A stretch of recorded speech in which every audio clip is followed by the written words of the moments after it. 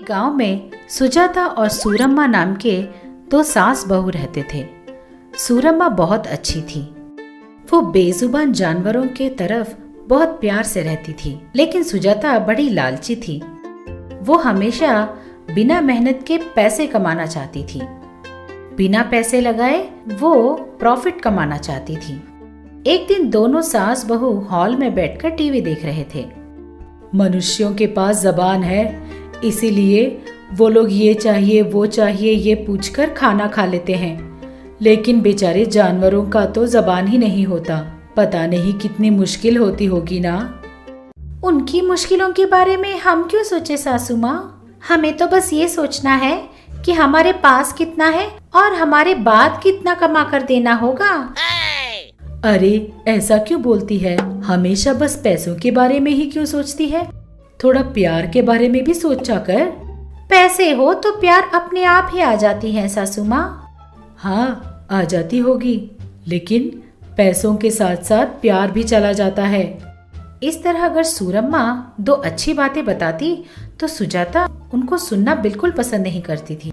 आप अपने जो अच्छी अच्छी बातें हैं ना, वो जाकर मंदिरों में बताइए, कम से कम दो पैसे तो मिल जाएंगे।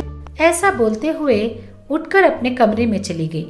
वहीं बैठी सूरम्मा पता नहीं इसमें कब परिवर्तन आएगा, ऐसा सोचते हुए वो भी अंदर जाती है। तभी सुजाता वहां आकर कहती है, पैसा कमाना नहीं आता, लेकिन ऐसे प्रवचन अच्छे अच्छे देती है। जिन लोगों को पैसा कमाना नहीं आता वो ही ऐसी बकवास करते हैं। इस तरह सुजाता मन में सोचती है। सुजाता और सूरम्मा के बीच एक दिन भी पटता नहीं था। इसी तरह दिन बीतते गए। एक दिन सुजाता अपने पड़ोस के मंजुला के पास जाकर बोलती है, अरे क्या कर रही हो दीदी? अच्छा सुजाता, तू क्या करती हूँ? क्या करूँगी? तुम्हारे भैया 2 दिन पहले एक कुत्ते को पकड़ कर लाए थे। क्या कुत्ते को खरीद लिए? हाँ, वो देखने में बड़ी सुंदर है। फॉरेन ब्रीड है। 1 लाख रुपए देके खरीदे हैं। क्या कहा? कुत्ते के लिए 1 लाख रुपए? हाँ, ये तो बहुत कम है। लोग और भी ज्यादा पैसे देकर कुत्ते के बच्चे खरीदते हैं। वो और भी स्पेशल डॉग्स होते हैं, उसने कहा। सुजाता कुछ सोच में पड़ गई। क्या कुत्ते के बच्चों को लाखों में बेच सकते हैं? ये तो बड़ी अजीब सी बात है। यहाँ तो आदमियों को ही देखने के लाले पड़े हैं और ये लोग कुत्ते पर इतना खर्च कर रहे हैं। ठीक है सुजाता, मुझे जरा काम है, तू बैठ, मैं अभी आई। नहीं भाभी, मैं बाद में आऊंगी। ऐसा बोलकर वो वहां से बाहर निकल गई। घर आते आते वो बस उन कुत्तों के बारे में ही सोच रही थी। एक कुत्ते के बच्चे को इतना पैसा देकर खरीदते हैं। ऐसा है तो कुत्तों का बिजनेस शुरू कर दूं तो कितना अच्छा होगा ना। ऊपर से ज्यादा खर्च भी नहीं करना पड़ेगा और ढेर सारा मुनाफा भी मिल जाएगा। लेकिन वो कुत्ते तो अलग नस्ल के होते हैं, अपने गली के कुत्तों जैसे नहीं होते। उनमें कोई स्पेशलिटी होती है, एक अट्रैक्शन होनी चाहिए। लेकिन कैसे? इस तरह वो सोचने लगी। वो उस दिन रात को नींद में भी यही सोच रही थी। अगले दिन सुबह उठकर जब सुजाता बाहर निकली तो उसके घर के पड़ोस के कुछ लोग घर पर रंग लगा रहे थे।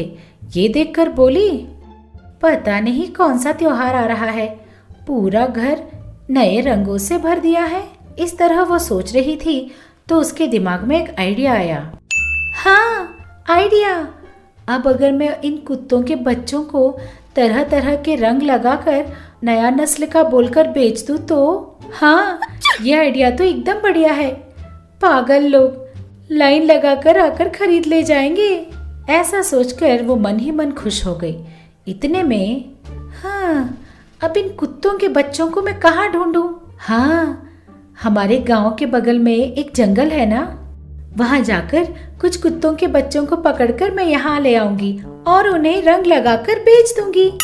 ऐसा मन में सोचकर और देर किए बिना वो जंगल पहुंच गई। वो पूरा जंगल कुत्तों के बच्चों के लिए छान मारती है। इस तरह वो घूमते घूमते एक पेड़ के पास पहुंची, जहां उसे बहुत सारे कुत्ते के पिल्ले दिखाई देते हैं। उन्हें देखकर, हाँ हाँ, मेरा नसीब कितना अच्छा है। हाँ, अपनी सास से छुपाकर इन कुत्तों पर रंग लगाकर कुत्तों को बेच दूंगी। ऐसा सोचकर वो इन सभी कुत्तों के बच्चों को एक बैग में डालकर अपने घर ले आती है। घर आकर भी वो उन कुत्तों के बच्चों को अपने सासू माँ से छुपा कर रखती है। इधर कुत्ते के बच्चों की माँ जब जंगल में वापस आती है तो पेड़ के पास अपने बच्चों को नहीं देखती। तब वो पेड़ के पास आकर देखती है तो उसे अपने बच्चे नहीं दिखाई देते। ये देखकर वो रोने लगती है। हाँ, मेरे बच्चे कहाँ गए? यहीं पे तो थे। चिंटू, चिन्नू, डॉली, सोनू। इस तरह वो अपने कुत्तों के बच्चों को बुलाती है, लेकिन वो पिल्ले कहीं दिखाई नहीं देते। वो बेचारी पूरा जंगल छान मारती है, लेकिन उसके बच्चे कहीं नहीं मिलते। तब वो बेचारी बहुत दुखी हो जाती है। खाने के लिए बाहर जाकर मैंने गलती कर दी। मेरे बच्चों को पैदा हुए 10 दिन भी नहीं हुए। इतनी जल्दी मुझे छोड़कर ये चले गए। मैं तुम्हें कहाँ ढूंढूं?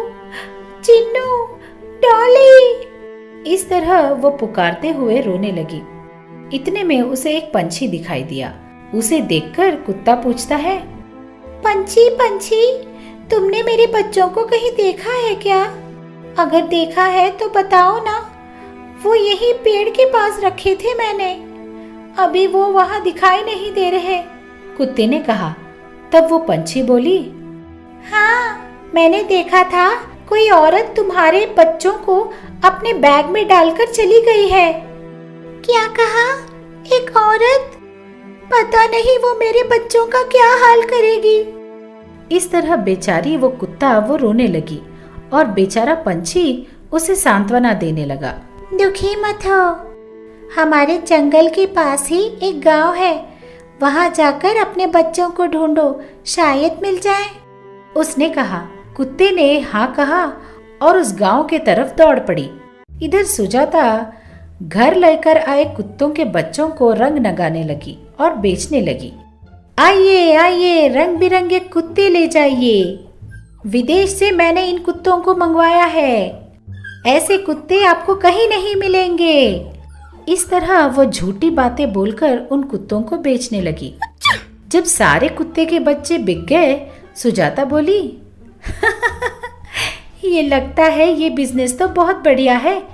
एक दिन में 4 लाख कमा लिए मैंने। इस तरह सोचते हुए वो खुश होने लगी। इधर उन कुत्तों की माँ अपने बच्चों को ढूंढते ढूंढते सुजाता के गांव पहुंच गई। वो हर गली में घूम रही थी, लेकिन कहीं भी उसे अपने बच्चे दिखाई नहीं दिए। इधर जितने भी लोगों ने सुजाता से कुत्ते के बच्चों को खरीदा था, वो उन बच्चों को नहाने के लिए ले जाते हैं। जैसे ही उन पर पानी पड़ता है, उन पर लगाया हुआ रंग धुल जाता है और उन कुत्तों का असली रंग बाहर निकल जाता है। ये देखकर प्रभु नाम का आदमी बोलता है, अरे गली के कुत्ते को रंग लगाकर विदेशी कुत्ता बोलकर हम लोगों को बेच दिया है इसने। अभी इसको मजा चखाता हूँ। ऐसा सोचकर वो उसके घर पहुँचता है। उसके साथ ही सुजाते के पास जितने लोगों ने कुत्ते के बच्चों को खरीदा था, वो सारे भी आ जाते हैं। अरे ये सब क्या है? विदेशी कुत्ता बोलकर गली के कुत्ते को रंग लगाकर हमें बेच दिया तूने। इस तरह वो बड़े जोर से डांटता है। जब सुजाता को पता चलता है कि लोगों को उसके धोखे का पता चल गया है, तो वो रोनी सूरत बनाकर वहां खड़ी हो जाती है। तभी अंदर से उसकी सास सूरम्मा बाहर आती है। उसे सारी बात का पता चलता है। भाई साहब, हमें माफ कर दीजिए। इसकी अकल मारी गई थी जो इसने ऐसी गलती कर दी। मैं आपके पैसे अभी लौटा देती हूँ। ऐसा बोलकर उनके पैसे उन्हें वापस देकर उन्हें घर भेज देती है और कुत्ते के बच्चों को वापस ले लेती है। सूरम्मा सुजाता के पास आकर बोली, पैसे कमाने के लिए तुझे इतने नीच हरकत करने की क्या जरूरत थी? इतने पैसों का तू करेगी क्या? इस तरह सूरम्मा डांट रही थी कि इन कुत्तों के बच्चों को अपने माँ की आवाज सुनाई देती है। बस वो वहां से एकाएक भागते हुए अपने माँ के पास चले जाते हैं। उन कुत्तों की माँ उन्हें प्यार से गले लगाकर उन्हें दूध देने लगती है। इस दृश्य को देखकर सुजाता को लगता है कि उसने गलती की और बहुत दुखी होती है। तब सूरम्मा बोलती है, देखा तूने, इस दुनिया में पैसों से भी ज्यादा कीमती प्यार होता है। पता नहीं तू उन कुत्तों के पिल्लों को कहीं से उठा कर ले आई, लेकिन तूने देखा कि उसकी माँ अपने बच्चों को ढूंढ ढूंढ कर यहाँ तक कैसे पहुँच गई। मुझे और डांटिए सासू माँ, मुझे अपनी गलती का एहसास है। मुझे अपने किए पर बहुत शर्मिंदगी है और मैं ही अपनी गलती को सुधारना चाहती हूँ। इसीलिए आज से इन कुत्ते और कुत्ते के बच्चों को मैं ही प्यार से पालूंगी, उसने कहा। उस दिन से सुजाता बदल जाती है और अपने पैसों के लालच को छोड़कर उन कुत्तों के बच्चों को बड़े प्यार से देखभाल करती है। एक गांव में अनुसया और दुर्गा नाम की सास बहू रहती थी। अनुसया बहुत कंजूस थी। एक एक रुपये का हिसाब रखकर छोटी सी छोटी बात पर चिल्लाती रहती। दुर्गा बहुत अच्छी थी। दुर्गा माता की भक्त भी थी। सास को हमेशा समझ के लेती। अनुसया का बेटा दुर्गा का पति बहुत सारे पैसे खर्च करता। जब देखो तब कोई ना कोई खर्च करता रहता। वो बात जानकर अनुसया डांटती। कभी कभी माँ से बचने के लिए दुर्गा की मदद लेता। ऐसे दिन गुजर रहे थे। एक दिन शीनू अपने पिता सुरेंद्र के साथ मिलकर खेत के पास बैठा था। क्या रे, क्या सोच रहा है? कुछ नहीं पापा। क्या रे, मुझसे झूठ बोलेगा अब तू? क्या है बता। वो पापा, मैं नई बाइक खरीदने का सोच रहा हूँ। बाइक? बाइक क्यों रे? एक है ना, वो ओल्ड मॉडल है पापा, अभी नई मॉडल आई है। बाइक का मॉडल बदलना नहीं रे, पहले अपनी माँ को और उसकी अकल को बदलने का सोचो। वो तो नहीं हो पाएगा पापा। तो फिर तेरे बाइक का काम भी नहीं होगा। वैसे भी अभी दशहरा आने वाला है, लोग नए कपड़े खरीदने का सोच रहे हैं। तू क्या बाइक के पीछे पड़ा है? कपड़ों के लिए ही पैसे नहीं देगी तेरी माँ, बाइक के लिए क्या खाक देगी? हाँ पापा, दशहरा में सभी को शॉपिंग करनी चाहिए। पूरा परिवार मिलकर शॉपिंग करने का मौका हमें नहीं है, लेकिन चल घर जाकर दही चावल खाकर सोते हैं। ऐसे बोलकर घर के लिए रवाना होते हैं। घर पर अनुसया बहू से, दुर्गा, दुर्गा, जी सासू माँ, क्या कर रही हो? सब्जी बना रही हूँ। सब्जी? सब्जी क्यों? दही है ना, उसमें नमक डालकर खाएंगे तो हो जाएगा। और अलग से सब्जी क्यों? ऐसे बोलते ही सुरेंद्र और शीनू दोनों चौखट पर आते हैं। शीनू माँ की बात सुनकर अपने पिता की तरफ मुड़कर, माँ ऐसा कहेगी तो मैं पहले से ही पता था। अनुभव है बेटा, चलो। ऐसे बोलकर अंदर आते हैं। उन्हें देखकर अनुसया, आ गए, आपका ही इंतजार था। क्यों माँ? दशहरा आने वाला है ना। हाँ माँ, ये त्योहार धूमधाम से मनाते हैं हम। नवरात्रि में दुर्गा माता की पूजा करके बाद में दशहरा के दिन देखते रह जाएं ऐसे अरेंजमेंट्स। ऐसे बोल रहा था कि अनुसया, 1 मिनट रुकेगा? सॉरी माँ, बोलो। दशहरा आ रहा है ना, इसीलिए घाई करके इतना उतना खर्च करेंगे तो चुप नहीं रहूंगी। त्योहार हर साल आते हैं, पैसे खर्च करेंगे तो फिर से आएंगे क्या? नहीं ना, इसलिए सादे तरीके से ही करते हैं। ऐसे कहती हैं सभी शौक। दुर्गा थोड़ी हिम्मत जुटाकर, साधा मतलब कैसे सासू माँ? कैसे मतलब? 4 लोग देखने पर हलचल रहनी चाहिए, नहीं देखने पर चुप हो जाना चाहिए। मतलब हम त्योहार एकदम धूमधाम से मना रहे हैं, ऐसे आस पास के घरों में पता चले तो काफी है। वो हमारे बातों में ही रहनी चाहिए, उनके सामने ये कर रहे हैं वो कर रहे हैं। मतलब सबके सामने बड़प्पन दिखाना है ना सासू माँ? हाँ, अब जाकर काम देख लो। ऐसे बोलकर वहाँ से जाती है। उसके जाते ही शीनू अपने पिता से, क्या है पापा ये, माँ नहीं बदलेगी क्या? बदल जाएगी आशा है। दशहरा है पापा, दुर्गा माता की मूर्ति रखकर 9 दिन तक उसकी पूजा करके 10वें दिन पर विजयदशमी खुशी से मनाते हैं लोग। हम भी मनाते हैं ना पापा। ऐसे बोल रहा था कि दुर्गा उदास हो रही थी। देखकर सुरेंद्र, बेटा दुर्गा, क्या हुआ? कुछ नहीं ससुर जी। रो रही हो और कुछ नहीं बोल रही, बोलो। जब से होश संभाला है मैं दुर्गा माता की पूजा करती आ रही हूँ। अब सासू माँ ने ऐसे कह दिया तो क्या करना है समझ नहीं आ रहा। उसके लिए रो रही हो? तुम हमेशा की तरह अपनी पूजा की तैयारी करो, ठीक है? कैसे ससुर जी? सासू माँ क्या कहेंगी? मैं हूं ना। तुम्हारी सासू माँ को कैसे हैंडल करना है मुझे पता है। तुम बिना उदास हुए दशहरा की तैयारियां करो बेटा।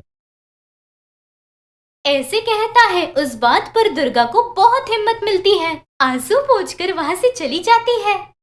ऐसे वो घर पर दुर्गा माता की पूजा के लिए सारी तैयारियां करती है। देखते ही देखते त्योहार आता है।